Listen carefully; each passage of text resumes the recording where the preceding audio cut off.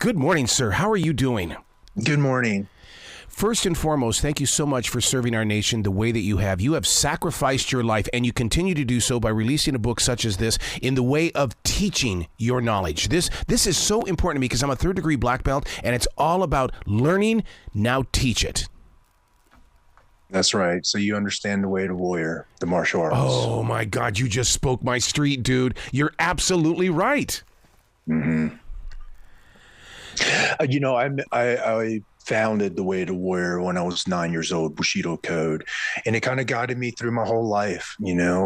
Special operations to modern day ninja, but be able to like implement those skills in real life around the world. The skills of unconventional warfare, martial arts. All those teachings. Be able to really truly live it around the world. And, I wish that those around us could see what it is that we envision inside our eyesight, because our eyes are always talking to our body. And I can see in this book that you're using every inch of your body as you move through life. Yes. Mm-hmm. Bruce Lee talked about, don't think, feel. And that's the thing in life is we overthink life. We don't feel. We don't take the time to really process the emotion of the experience. Therefore, we're stuck in our thoughts, our mind, One of the things that's very interesting about this, and I hope that you're on a speaking tour where you're going to go in and talk with these businesses, because you're taking the lessons that you've learned and the odds on the battlefield, and you're putting it in business as well as putting it into the lives of those that will read that book. Yes. Mm-hmm. A lot of when I got out, being in the military for 23 years, what do you know about business? But I tell you, I took the strategy of Sun Tzu and the art of five rings and all of my unconventional warfare tactics and I applied it to business. And within a year, we are very successful in business, and we have been growing ever since for 10 years now. So I applied these war principles and foundations and tactics to business, and I have taught business classes on this strategy and course of action and intelligence and how that pertains to you as a businessman. How many times do you run into people that say, how do you do it, dude? I mean, how do you do everything that you're doing and get it done perfectly? I mean, it's one of those things where people don't understand efficiency. Well, thank you for thinking I do things perfectly. I try really hard. Sometimes it don't work out the way I do, but I learn from my mistakes. But the thing is this, my day is structured. I get up at 4 o'clock in the morning, right? And I write my mind. When I say that is to ground yourself in the morning, it's so important, because if you win that morning, you win that day. If you win that day consistently, you win the game of life. Mm-hmm. And a lot of people, they don't put a lot of emphasis on the mornings or their day. And I do that by my journaling, scheduling my day. I have, a very tight, disciplined schedule every single day. So that's how I do it. Wow. I'm with you on the journaling, dude. I've been doing that for 30 years. I mean, that writing in the morning is so important. You've got to clean out that closet, as I call it. Yes, I like that. Mm-hmm. What do you learn from that writing? Because in reality, dude, we're students, and we're given things through that writing. Your inner self is always trying to talk to you. We're just, our mind is just so cluttered, right, with thoughts, so we don't even sit to get to know ourselves sometimes. And, when I say, hey, who are you? And you try to tell me who you are, you don't really know who you are unless you really sit down in a quiet place with yourself. Mm-hmm. And to write is writing from your soul, right? Your soul is writing. When I have bad days, I write down the bad days to get rid of those thoughts. If I have, when I meditate, I have a journal next to me to write down those thoughts, right? Because I tell you, some of those thoughts, when I ground myself in meditation and I connect to the source, those are $1 million ideas that comes out, right? And a lot of people don't understand that, Let me ask you a question about your meditation, because I do Nidra. And one of the things, I mean, it helps you break things down and to learn more about yourself. But since I've got my V8 goggles or my VR goggles, one of the things that I've done is I've tried to go in there and do meditation through that. Do you ever find yourself where it's like, it's not quiet enough? Or do you go into it alone, or do you go into it by watching videos or being with other people? Meditation was, a daily practice that, man, it took me 9 years to really master, right? And it's really the unraveling of who you are. When I say that, it's excavating a lot of your thoughts and your traumas from your past. So like meditation, when I sit in meditation, it's really a practice, and it's a daily practice. Yes. Right. And you can't just, sit in meditation one day and then a month later try to accomplish that. It's a daily routine, just like physical fitness. If you go to the gym every day, you flex that muscle, you have to flex your brain every single day with meditation. And that's the only way that you can really accomplish it. If you ask me how I started with guided meditation in the beginning. For me, I'm a self-starter, so I don't like going to instructors to teach me anything. I'm a self-starter, like a Green Beret. We dive into the intelligence. So I started researching what it means to meditate. I started practicing. I failed, until I finally got it. So yeah, there's so much information out there if that's something that you want to pursue at a daily practice. But my thing is, it has to be a daily practice. Yep. As that Green Beret, don't you have to live in the presence of now? As a Green Beret, and as a human being too, as a regular person sitting here having this conversation today, a lot of people don't understand what now is. They would rather live in their past.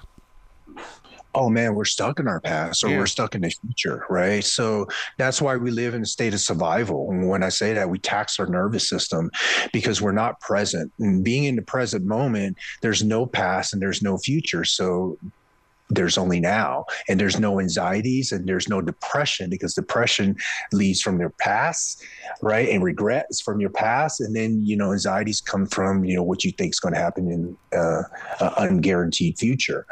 Being present is a practice, and we're not present enough because we're always in our head. And, if you don't notice, thoughts are tied to emotions. So that's why everybody's always, their nervous system's always taxed. They're always living anxieties because we're feeling it with thoughts, and unless you know how to get rid of thoughts, which a lot of people don't, unless you practice meditation, you're going to live in that state.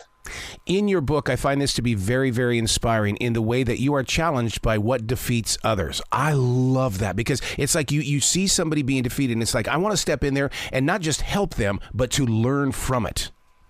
Yes.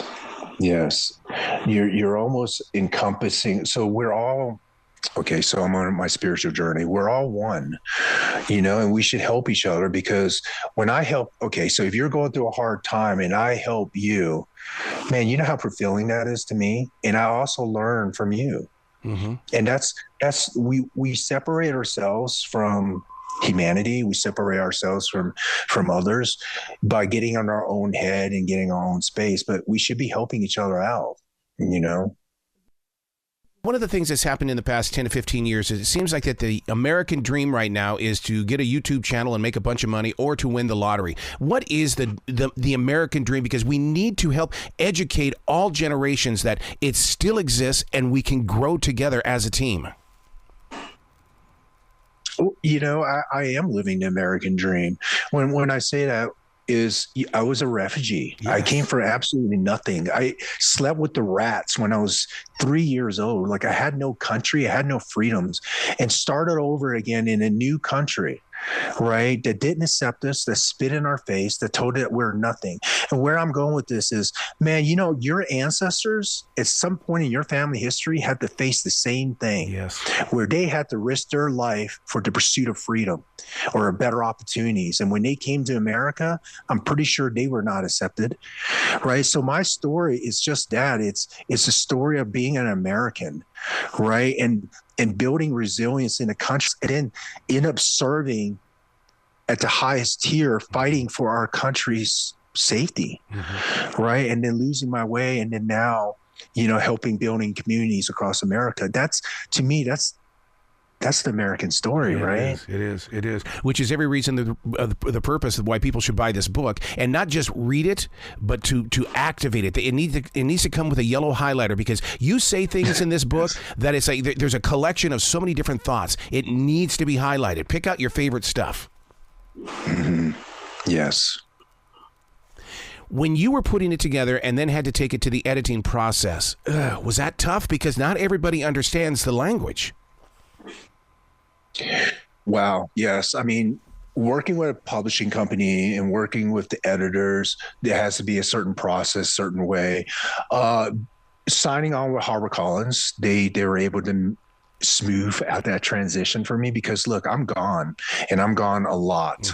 It took me a year literally to write this book with HarperCollins and the ghostwriter and everybody else. So definitely utilizing them and their navigation, it helps streamline the book process. Yeah.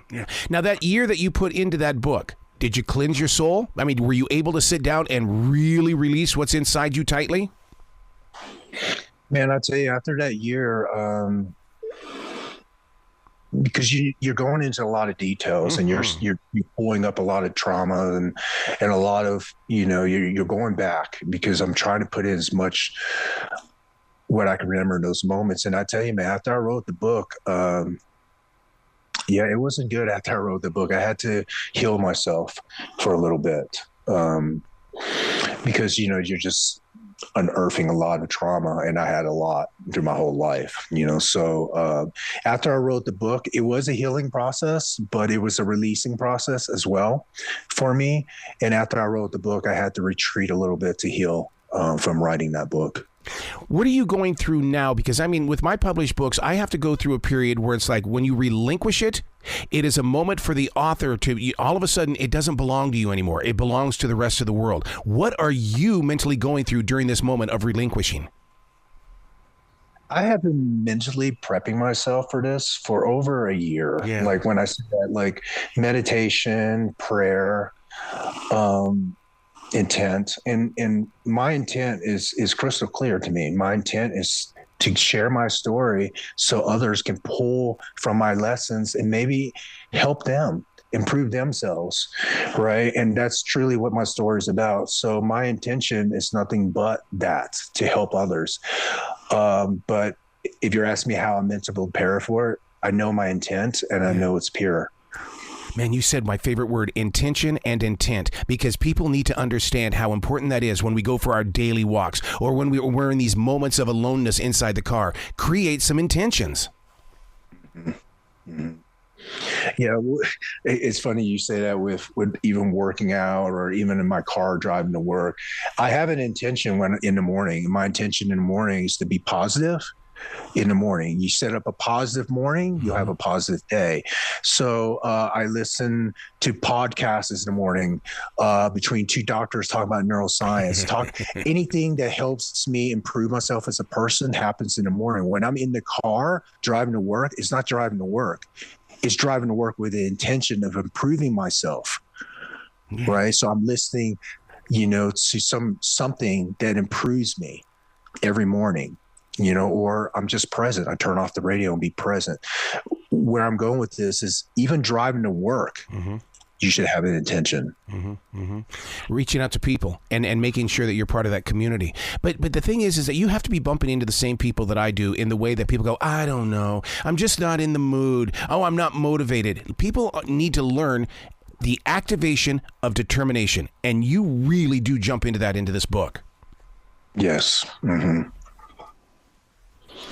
Yeah, a lot of people, they're kind of victims, right? And they take a victim approach to life, as in they're not go-getters, or they were not raised around that environment. Fortunately for me, I was raised around a military environment at a young age. That was hard growing up in that environment, but it gave me the discipline and resilience I need to be who I am today.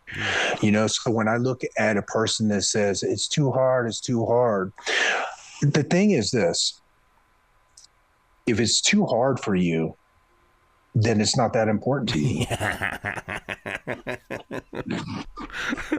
See, do you hear the wisdom coming out of you?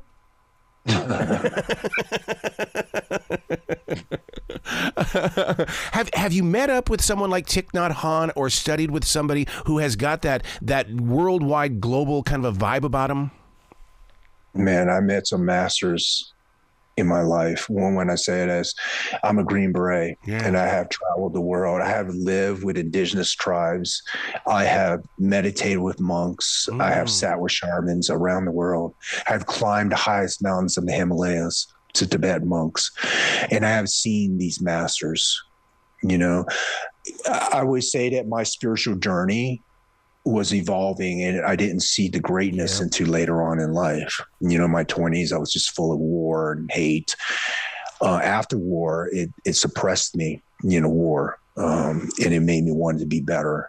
And that's when I seek the advice from these masters. And I still have masters in my life. When I say that, it's in special operations, we work to heal ourselves, and we have the best doctors, the best shamans, the best healers in the world at our disposals. And these masters are around me even to today.